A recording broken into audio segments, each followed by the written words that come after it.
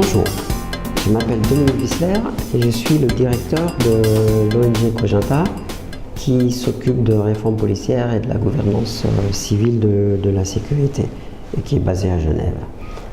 J'aimerais vous parler aujourd'hui d'un nouvel instrument de la gouvernance civile de la sécurité publique au niveau local, que sont les conseils locaux de sécurité. Alors qu'est-ce que c'est effectivement ces conseils locaux de sécurité? Bien, ce sont des plateformes de concertation qui permettent aux différents acteurs de la sécurité publique, les acteurs traditionnels, mais aussi les acteurs moins traditionnels qui s'occupent plutôt des questions de prévention comme les administrations, disons de l'école par exemple, ou de la politique de l'urbanisme et de la société civile, qui vont permettre à ces acteurs de discuter, d'arriver à un consensus sur la manière dont il faut approcher la sécurité publique à l'échelon local, et qui vont se mettre d'accord en fait sur des projets et créer du coup de la cohérence, alors que dans les États notamment décentralisés, alors ce sont souvent les États décentralisés qui vont s'intéresser à ces outils de gouvernance, dans les États décentralisés, eh bien, il n'y a pas vraiment d'outils pour coordonner le travail des collectivités locales et le travail de l'État déconcentré, souvent avec sa police, sur les questions de sécurité. Donc l'émergence des conseils locaux de sécurité est liée intrinsèquement, je dirais essentiellement, à la problématique qu'ont rencontré les États décentralisés pour créer de la cohérence au niveau local dans la sécurité publique. Donc lié à la décentralisation, mais aussi évidemment lié à, je dirais, la grande philosophie de la police de proximité, où vous avez des concepts ou bien des principes tels que la consultation du public, tels que le partenariat entre différents acteurs, tels que la prévention, qui sont venus structurer de manière tout à fait nouvelle la police, et qui exigeaient justement que ces acteurs travaillent ensemble pour créer des projets et pour créer simplement de la cohérence entre leurs différentes actions. Donc voilà, peut-être qu'on peut dire que les conseils locaux de sécurité sont les enfants de la décentralisation et de la police de proximité. Ce qui est intéressant, je dirais, de relever pour la police de proximité, c'est qu'on fait appel en fait à un instrument de gouvernance civile pour mettre en œuvre les principes de la police de proximité. Et c'est assez important que la police de proximité ne fasse pas la consultation toute seule, ne fasse pas ce qu'on va appeler tout à l'heure un diagnostic de local de sécurité toute seule, mais qu'elle le fasse avec ses partenaires. Les Belges ont parlé de diagnostic local de sécurité partagé, c'est-à-dire qu'elle le fasse avec ses partenaires pour qu'avec ses partenaires, elle arrive à une vision de la problématique, et que, toujours avec ses partenaires, elle ensuite planifie quelque chose d'assez cohérent à travers son plan local de sécurité. Alors, comment sont réglementés, si vous voulez, les conseils locaux de sécurité?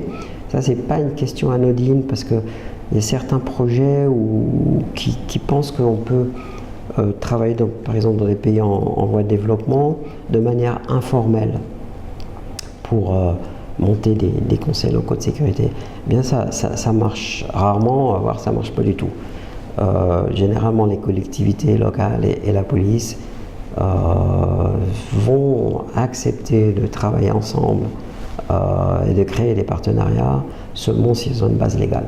Alors la base légale pour les conseils locaux de sécurité, ça peut être une loi, comme l'a fait par exemple l'Équateur en Amérique latine, où elle a légiféré pour installer ce type d'organe à travers sa loi sur les collectivités locales. Mais en règle générale, ça se règle au niveau de décrets ou d'arrêtés conjoints entre différents ministères qui vont se mettre d'accord sur l'installation de ce type d'organe. Voilà, en France, ce sont des décrets qui mettent en place ces organes. Au Congo, en 2013, le Congo légifère, met en place ce type d'organe. Et puis, par exemple, la Guinée, avec laquelle nous travaillons, Cogenta travaille assez intensément. On est en train de mettre en place un arrêté conjoint entre différents ministères pour installer les premiers conseils locaux de sécurité. Voilà. Ça, c'est la base légale. La composition alors, des conseils locaux de sécurité, alors en principe, il faudrait tenter d'éviter que ce soit des trop grands grémiums, si vous voulez, pour que vraiment les acteurs puissent travailler ensemble de manière efficace. Alors, en principe, ces conseils locaux sont présidés par le maire, par le représentant de la collectivité locale, plutôt que le préfet, pour simplement en fait, souligner le fait que les questions locales sont plus importantes que les questions nationales dans le conseil local, évidemment, de sécurité. Ça, c'est pour la présidence. Ensuite, vous avez comme membre, vous avez le procureur qui est en charge de la politique criminelle, il est très important, il doit être présent. Vous avez évidemment le commissaire de police qui gère sa police au niveau municipal, parce que le conseil local de sécurité, j'ai oublié de le dire en introduction, se met en place en général au niveau des municipalités.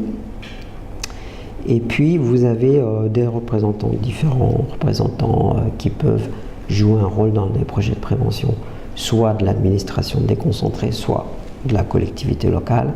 Et vous avez la société civile.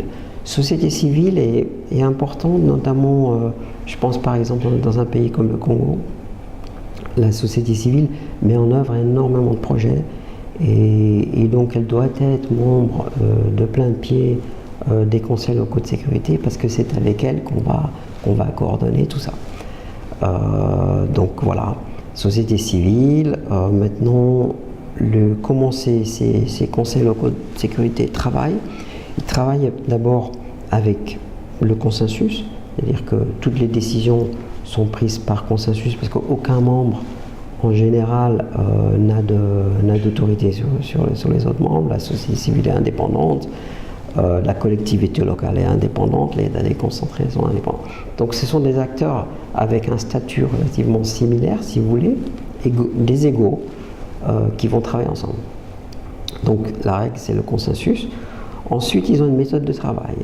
Alors, on pourrait dire qu'il n'y a que 5 grandes étapes, si vous voulez, dans le travail du Conseil local de sécurité. Vous avez tout d'abord une phase de consultation et de concertation des acteurs.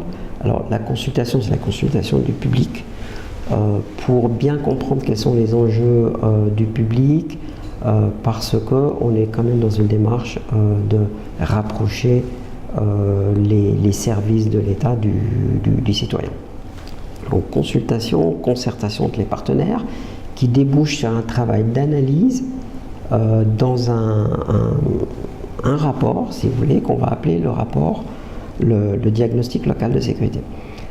Le diagnostic local de sécurité, sur lequel je vous ferai une petite vidéo, parce que c'est quelque chose d'assez assez robuste, quelque chose qui est un peu complexe et qui mérite vraiment toute une attention quasi scientifique pour vraiment faire une bonne consultation. Je vous ferai une petite vidéo là-dessus. Et donc le diagnostic va déboucher sur des recommandations qui vont être ensuite converties en un plan local de sécurité et de prévention de la délinquance avec différents projets. Et ça, c'est la 3e étape. La 4e étape, c'est la mise en œuvre du plan. Alors souvent, le conseil local de sécurité va s'attacher les services d'un chargé de prévention, d'un secrétaire du conseil, et qui va lui coordonner, superviser la réalisation du plan local de sécurité. Ça, c'est la 4e étape. Et la 5e étape, c'est l'évaluation du plan en fin de cycle, si vous voulez, du travail du conseil local de sécurité. L'évaluation permettant de faire de nouvelles recommandations pour le prochain plan local de sécurité. Voilà, ça c'est le travail. Maintenant, je pense que c'est intéressant de travailler sur le financement. Dire quelques mots sur le financement. Alors le financement, bon, il n'est pas nécessaire pour créer de la, pour créer de la cohérence au niveau local. Il suffit que les partenaires se mettent à discuter ensemble, se mettent d'accord sur certaines actions et se coordonnent dans, je dirais, le cadre de leur budget régulier. Maintenant, il est clair que s'il y avait des financements externes, ça faciliterait énormément le travail des conseils locaux de sécurité, tout simplement parce que ça apporte, le conseil va savoir que voilà, s'il fait un plan intéressant, il est susceptible de recevoir des fonds fédéraux, des fonds nationaux, et donc ça crée de la dynamique dans le système. Voilà, donc moi je recommande toujours d'imaginer un fonds. Alors ce fonds, en général, dans les pays européens, il est alimenté par les différents ministères qui ont un intérêt dans la sécurité publique, et qui vont être des partenaires dans la sécurité publique. Mais il peut tout à fait, on peut tout à fait être créatif pour alimenter le fonds.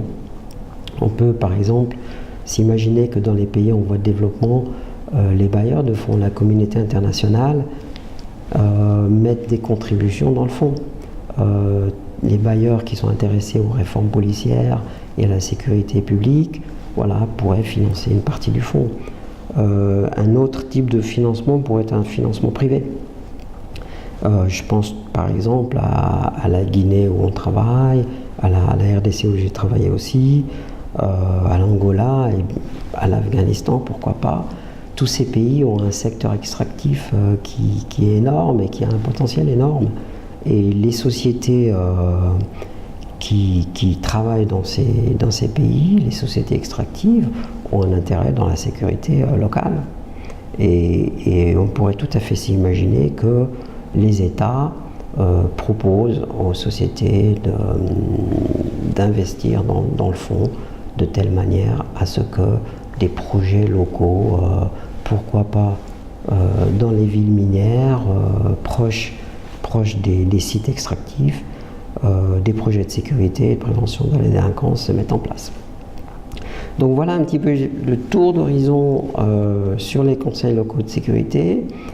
Voilà, je vous remercie pour votre attention et je vous dis à tout bientôt pour d'autres discussions sur des thèmes de sécurité publique.